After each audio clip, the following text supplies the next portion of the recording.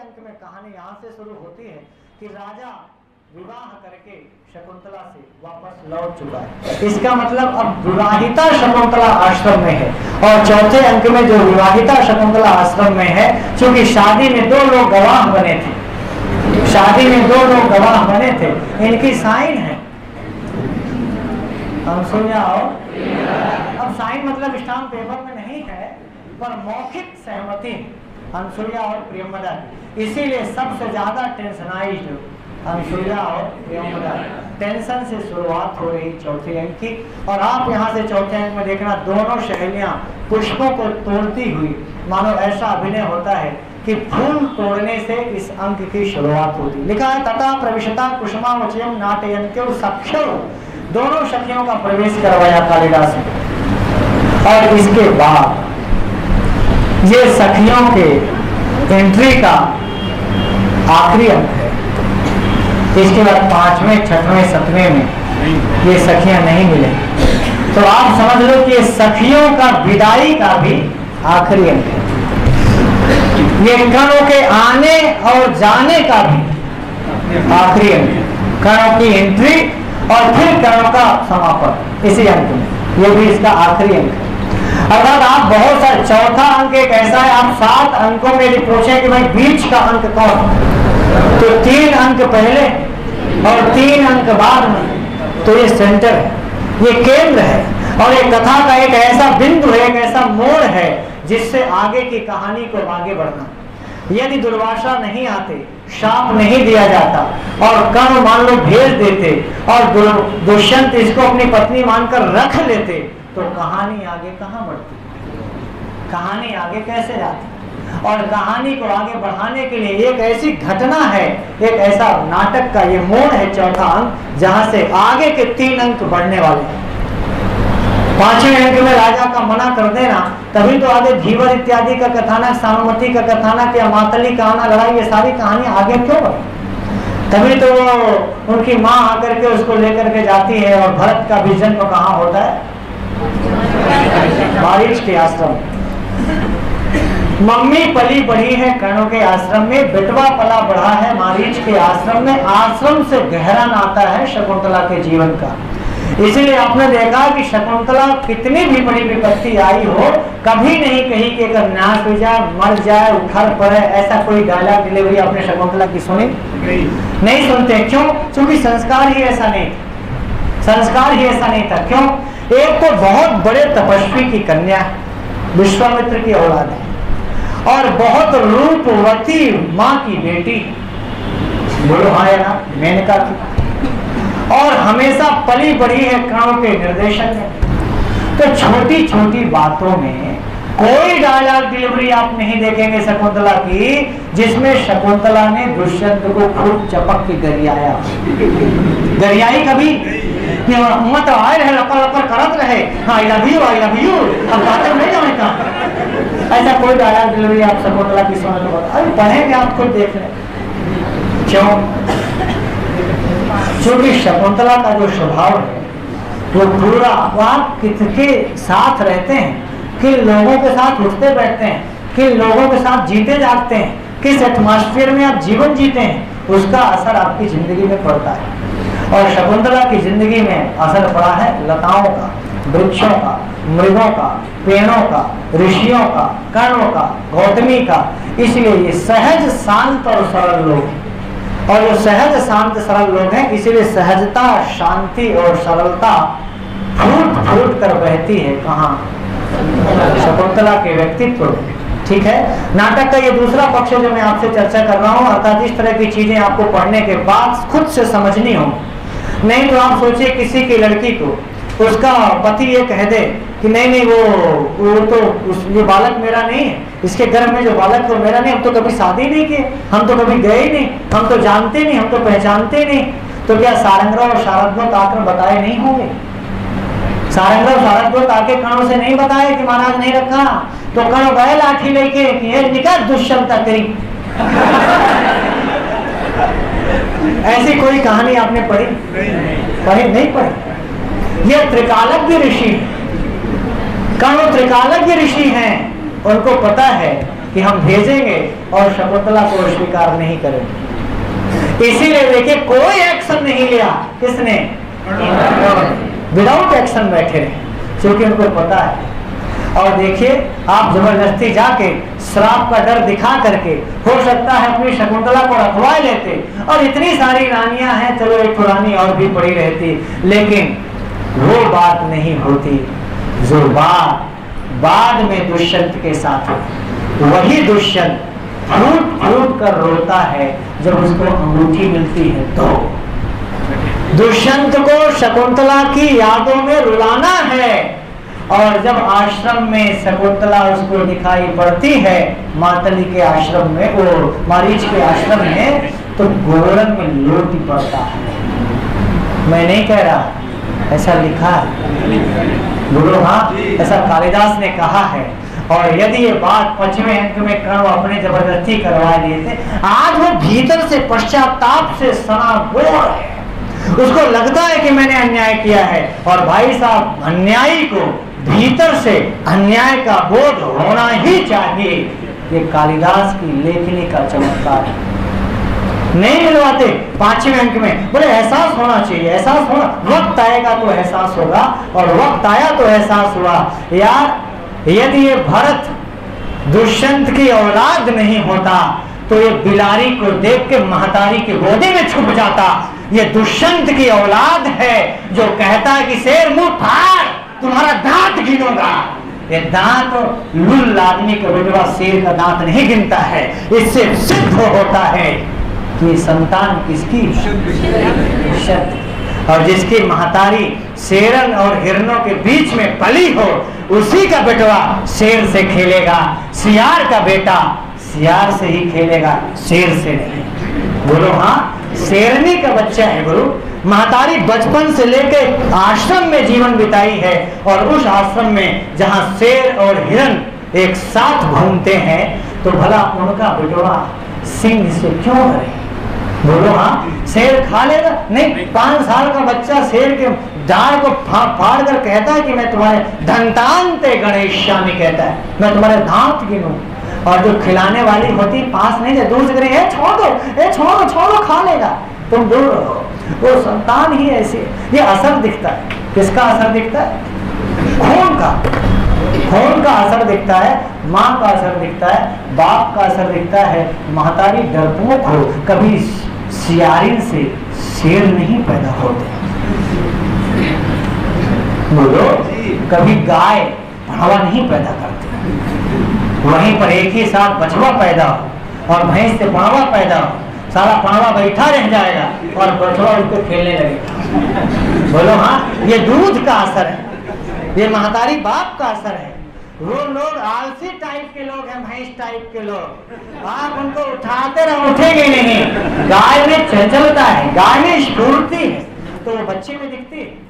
मैं आपको इसलिए नहीं, आप गांव के किसान से, किसानी से जुड़े, आप खुद बता देना, एक दिन गाय भी आए, एक दिन भैंस, और फिर हमको हो सके तो वहां पड़वा मरी जाए, महीना 2 महीने, भगवान न करे ना मरे।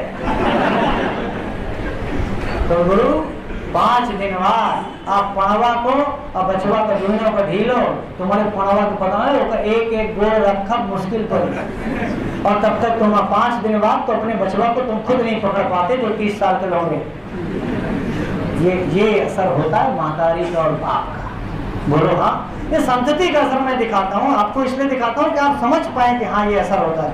ऐसी प्रत्येक प्राणी में ये असर आपको देखने को मिलेगा। ऐसे हिरण इत्यादि के बारे में जानते हैं। हिरण विदिन 1 आवर, आधे घंटे के अंदर हिरण का बच्चा भागने लगेगा, फिर उसको कोई पा नहीं सकता। ये तो महतारी बाप का असर है। उसकी माँ उछलती नहीं, उछलती नहीं, क्या पता बहुत सारी हिरनी का बच्चा उछलते हो जाता है। तो ये जो उछल कूद करते ही जिनके बच्चे पैदा हों, थोड़ी देर बाद हिरण का बच्चा उछल के फिर दौड़ने लगा, महतारी के साथ छोड़ो खो। अब मैं आपसे कहता हूँ, तब अनसुईया कहती 4थे अंक में, हला प्रियम वदे, अय सखी प्रियम वदे, यद्यपि गांधर्वेण विधिना, यद्यपि गांधर्व विधि से निवृत्त कल्याण शकुंतला, हमारी शकुंतला विवाह से निवृत्त हो चुकी है, और अनुरूप भर्तृगामिनी समृत्ता, और अपने अनुरूप भर्ता माने पति को प्राप्त कर ली है। निर्वृतम में हृदय, मेरा हृदय बड़ा संतुष्ट है, बड़ा निश्चिंत है, लेकिन तथापि एतावत चिंतनीय, फिर भी मुझे चिंता हो रही है। अच्छा, सब कुछ सही सही बोल रही है, लास्ट में एक लाइन क्या बोली? तथापि एतावत चिंतनीय। किसके बारे में बात कर रही है और किससे बात कर रही है? मैंने एक बात कही थी ना कि पूरा चौथा अंग शकुंतला के लिए देखिए शुरुआत हुई किससे? अनसुईया से शुरुआत हुई। तो एक चिंता उसने व्यक्त की, किसके बारे में? उसने बताया कि प्रियंवदे यद्यपि गांधर्वेण विधिना 8 प्रकार के विवाह हमारे यहाँ हैं, एक प्रकार का गांधर्व विवाह है, दिस इज लव मैरिज। तो कहते कि लव मैरिज के द्वारा विवाह तो हो गया, गांधार विधि मतलब लव मैरिज, विवाह तो हो गया। और निवृत्त कल्याणा शकुंतला अनुरूप भर्तृगामिनी समृद्धता, हमारी शकुंतला अपने अनुरूप, जैसे वो एक भाई विश्वामित्र क्या है? विश्वामित्र राजा ही तो है, पहले के राजा ही तो है, बाद में न ऋषि बने, और वो भी तो बोले कि अनुरूप भर्ता बने, एक तरह से राजकुमारी है, और यदि राजकुमारी है तो दुष्यंत राजकुमार है, राजाओं के घर के हैं। तो एक तरह से विश्वरथ जो बाद में विश्वामित्र बने वो क्षत्रिय है, तो ये क्षत्रिय कन्या है, और दुष्यंत भी क्षत्रिय कुमार है। तो अनुरूप भर्तृगामिनी समझ में आ गया, जैसे है उसी प्रकार के भर्ता को प्राप्त करें। बिल्कुल सब कुछ सही सही है, लेकिन निर्वृतम में हृदय, मेरा हृदय बड़ा निश्चिंत है, बहुत कुछ दुख दर्द दूर है, तथापि फिर भी एतावत चिंतनीय, इतना चिंतन का विषय, सोच का विषय। प्रियंवदा ने पूछा कथन बोली क्या सोच रही, क्या चिंता का विषय, क्या सोच रही हो? उसने कहा ना कि फिर भी इतनी बात विचारनी है, तथापि एतावत चिंतनीय, कुछ बात चिंतन की है, कुछ सोचने की है।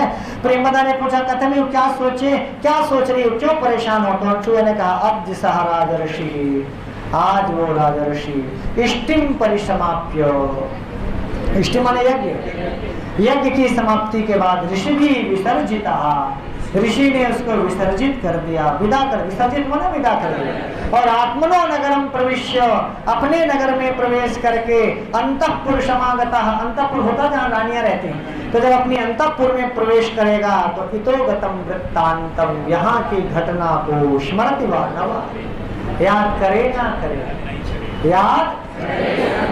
देखिए अभी राजा आज ही गया, आज ही जा रहा है, लिखा ना ऋषि भी विसर्जिता राजर्षि, राजर्षि से बोध हुआ दुष्यंत का। ऋषियों ने आज ही उनको इष्टिम परिसमाप्त, जो यज्ञ की रक्षा के लिए दुष्यंत रुका हुआ था, तो आज ही ऋषियों ने उनको विदा कर दिया, क्योंकि यज्ञ समाप्त हो गया। अनसुया कहती है कि आज ही वो यहाँ से ऋषियों के द्वारा विसर्जित हो गए। अब वो इतोगतम वृत्तांतम स्मरति वा न वा, यहाँ की घटना को याद करेगा कि नहीं, क्यों? बोले अंतःपुर समागता, क्योंकि अंतःपुर जाएगा तो एक से एक रानी मिलेंगी, और रानियों के चक्कर में फिर जंगल की रानी याद रहे ना रहे। बोलो आया ना? तो कालिदास की अपना चिंतन, अपनी सोच है, और कालिदास ने प्रियंवदा और अनसुया के इस कथन से मानो उन्होंने कहा कि भाई ठीक है, जंगल में 7-8 दिन के लिए आए, राजाओं का स्वभाव है, सोचे 7-8 दिन के लिए ब्याह कर लें, और 7-8 दिन बाद पता नहीं याद करे ना करे। उसका रीजन बताते एकदम सटीक, ऐसा तो है नहीं कि अनमैरिड पर्सन है, he is not unmarried person. Vasumati और हंसपतिका से पहले ही शादी हो चुकी, 2 रानियां हैं, और कोई बुढ़ाई नहीं, एकदम जवान है। बोलो हाँ। अंतःपुर जाने के बाद यदि ये जंगल की बात भूल जाए कोई बड़ी बात नहीं है, बोलो हाँ या ना? तो अनसुया की चिंता समझ में आई, और प्रत्येक अपने हितैषी की, अपने हित के प्रति ऐसी चिंता होती है। ये बात अनसुया ने कही। ध्यान रखना, कभी कभी सवाल पूछता है कि यदि सा राजर्षि इष्टिम परिसमाप्त ऋषि विसर्जिता, ये किसने कहा? या आत्मनो नगरम प्रविश्य अंतःपुर समागता इतोगतम वृत्तांतम स्मरति वा न वा। ये टेंशन किसकी है? ये कथन किसका है? किस अंक में है? किससे कह रही है? तो आप देखना, सबसे ज्यादा चिंता व्यक्त की अनसुया ने। तो इस पर प्रियंवदा ने कहा विश्रद्धा भव। क्या कहती है? एकदम में निश्चिंत रहो, चिंता मत करो, नो टेंशन। मान लो अंग्रेजी में अनुवाद करें विश्रद्धा भव तो क्या करेंगे? नो टेंशन, विश्रद्धा, निश्चिंत रहो यार, ऐसा है जो कुछ नहीं होगा। क्या कहती है आगे? न तादृशा आकृति विशेषा गुण विरोधिनो भवन्ति। ये लाइन बहुत बार परीक्षाओं में पूछता है। न तादृशा आकृति, उस प्रकार की आकृति विशेष वाले गुण विरोधी नहीं होते।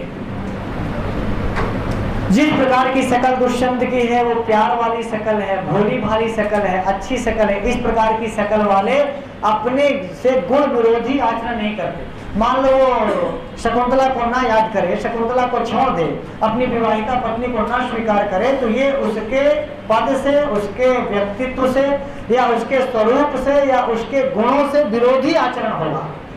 बोलो हाँ। और हमें लगता है कि ज्यादा खास है प्रियंवदा किसकी?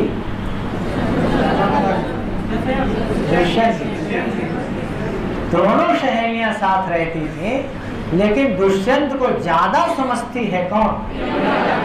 क्योंकि जो इसने डायलॉग डिलीवरी की है दुष्यंत के बारे में, ही इज राइट, एकदम सही है। और वो कहती कि नहीं, ऐसा नहीं हो सकता कि इस प्रकार की आकृति वाले, इस प्रकार की आकृति माने दुष्यंत जैसे लोग, यानी दुष्यंत की हर डायलॉग डिलीवरी प्रियंवदा को याद है। बोलो हाँ। मिलवाने का काम प्रियंवदा कर रही है।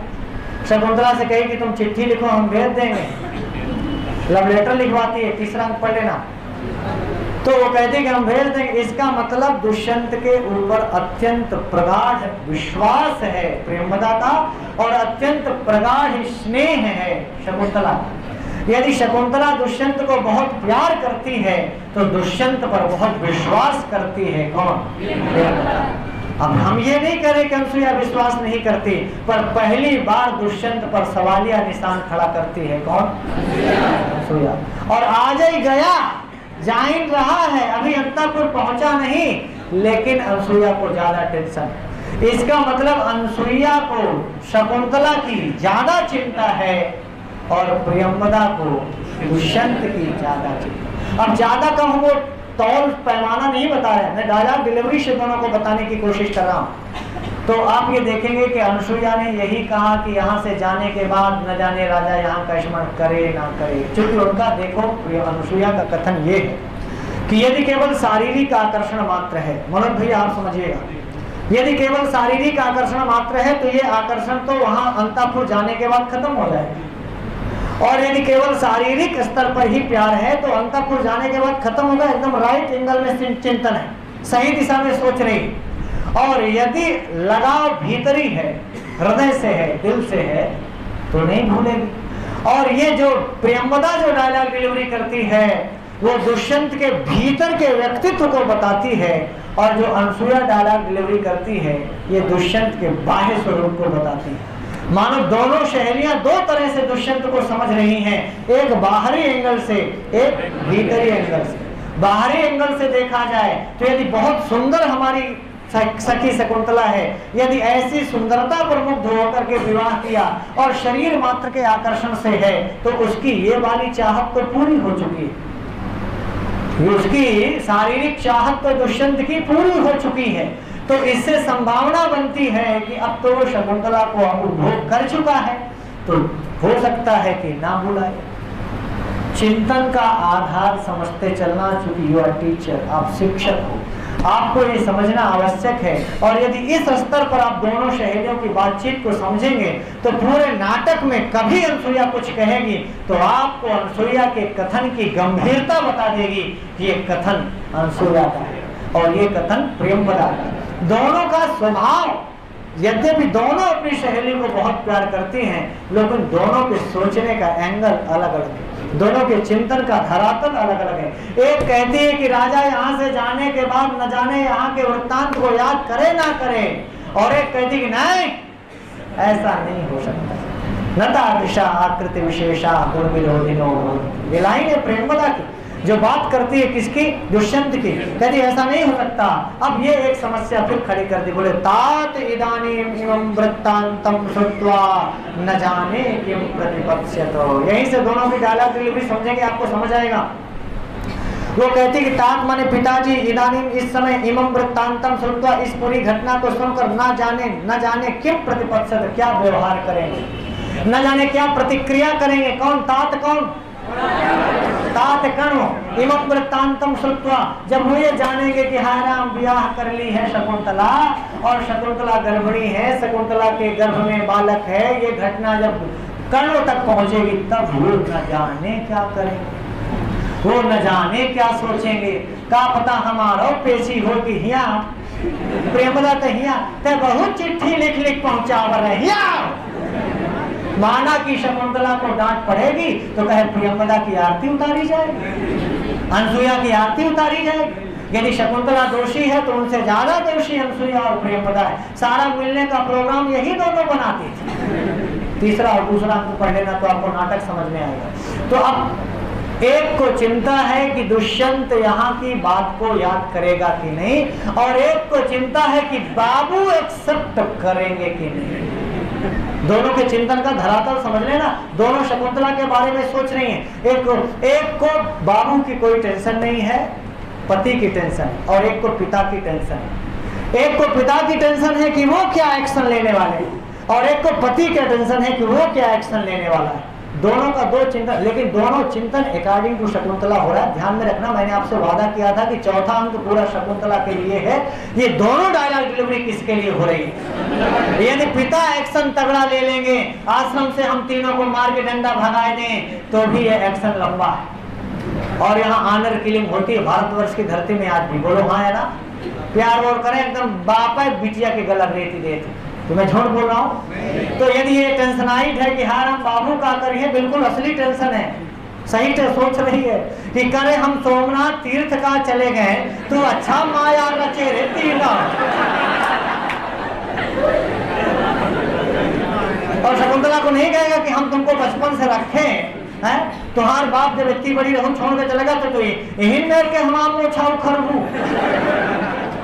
बोल सकते हैं? बोलो नहीं बोल सकते? बोल सकते हैं। तात इदानीम इमं वृत्तांतम श्रुत्वा न जाने किम प्रतिपत्स्यत। ये चिंता किसको है? और आत्मनो नगरम प्रविश्य अंतःपुर समागता हितोगतम वृत्तांतम स्मृति वा न वा। ये चिंता किसको है? तो एक का चिंतन दुष्यंत के लिए, दुष्यंत शकुंतला को भूल ना जाए, इसका टेंशन अनसुईया को है। पिताजी कोई गहरा एक्शन ना ले लें, इसका टेंशन प्रियंवदा को है। बोलो हाँ या ना? अब देखा दोनों की डायलॉग डिलीवरी एकदम अलग अलग आपको दिख रही है, और पूरे नाटक में आप अलग अलग सबका डायलॉग डिलीवरी समझ पाएंगे। रटने का विषय नहीं होता कि आप ये रटें कि कौन कथन अनसुईया का है, कौन कथन ब्राह्मणों नगरम प्रविश अंतःपुर समागतम अनसुईया, आत्मनो नगरम प्रविश अनसुईया, आत्मनो नगरम प्रविश अनसुईया। तात इदानीम इमं वृत्तांतम श्रुत्वा न जाने किम प्रतिपत्स्यत प्रियंवदा। तात इदानीम इमं वृत्तांतम। रटते रहो, रटते रहो। ऐन मौके में करने की तरह तुम्हारा पहिया धंसने वाला है।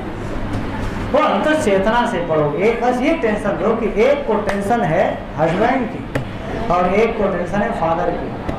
तो फादर का टेंशन कर रही है कौन? और हस्बैंड का टेंशन कौन कर रही है? तो कथन अपने आप क्लियर हो जाएगा। और अर्थ हम आपको बता ही रहे हैं, कोई आएगा तो उसका अर्थ कर लेना, फिर अपने आप कथन बोल देगा कि मैं किसका कथन। फिर उन्होंने कहा यथा अहम पश्यामि तथा तस्यानुमतं भवेत्। यथा हम पश्यामि। अब देखना, अपने पिता को सबसे अच्छा समझती है अनसुईया और दुष्यंत को सबसे अच्छा समझती है। मैं बीच बीच में ये बताते इसलिए चलता हूँ कि आपकी मानसिकता उसके साथ जुड़ती रहे। अनसुईया ने कहा यथा अहम पश्यामि, जैसा मैं देखती हूँ या जैसा मैं समझती हूँ या जितना मैं अपने पिताजी को जानती हूँ कनों को, तथा तस्य अनुमतम भवेत्, उस हिसाब से तो उनकी अनुमति मिल जानी चाहिए। उनको ये अनुमत होगा, उनको कोई दिक्कत नहीं होगी। दिक्कत क्यों हो भाई? लड़का कमाऊ है, राजा है, छत्री है, सुंदर है, जवान है, प्यार करता है, लव करता है, क्या दिक्कत? कहीं कोई दिक्कत की बात बताओ। मान लो अनपढ़ होता, चरवाहा होता, भैंस चराता तो कौन कहते कि हम भैंसिया चरवाहा के साथ अपने शकुंतला के ब्याह न करा। बात समझ में आती। चक्रवर्ती सम्राट है, हस्तिनापुर का है, जवान है, छत्री है, युवा है, राजा है, सारी दुनिया में उसकी पहुंच है, और वो राजा कह रहा है कि मैं आपकी बेटी से ब्याह कर रहा हूँ, क्या दिक्कत है? बाप कह करे बड़ी आपकी कृपा है। बोलो हाँ। और यही तो उसका कणो सोमनाथ तीर्थ गए ही इसलिए हैं कि हमारी बिटिया को अच्छा योग्य वर मिल जाए। और जब कणो जैसा ऋषि तीर्थों में जाता है तो इधर से कणो गए कि तीर्थ फल दिए। कणो गए ही इसलिए है कि शकुंतला का सारा वो दूर हो जाए, ग्रह नक्षत्रीय स्थितियां। और एक घनो जैसा ऋषि जाएगा किसी खंड को लेकर के, पकड़ कर काले ठाड़ कर दिए दुल्हा एकदम आश्रम, कहीं नहीं गए, कनो कौन ब्याह काज करे, वह कहे कि आई लव यू से बोलता। अब बिटियों से नहीं कहवाए कि आई लव यू दुष्यंत, पहले तू कह। तो ये क्या असर है गुरु? तीर्थ तो सोमनाथ तीर्थ का असर है, ये कर्ण की तपस्या का असर कि दुल्हा आकर के घरे में ठाड़ हो जाएगा, बस तुम्हारी बिटिया शकुंतला होनी चाहिए और तुम्हारा बाप कर्ण होना चाहिए। बोलो हाँ, तब सारे तीर्थ तुम्हारे घर में आ जाए। अब आगे देखना, इन्होंने कहा यथा हम पश्यामी, वैसे तो उनको अनुमत होना चाहिए, स्वीकृत हो जाएगा। प्रेमदा कहती कथम है, कैसे? अब देखो, अपने पिता पर प्रेमदा को कोई विश्वास नहीं, हर बार सवाल पूछती कैसे, क्या, क्यों। अब मैं ये नहीं कहता कि मानती नहीं है, कि मतलब आप डायरेक्ट डिलीवरी से समझाने की कोशिश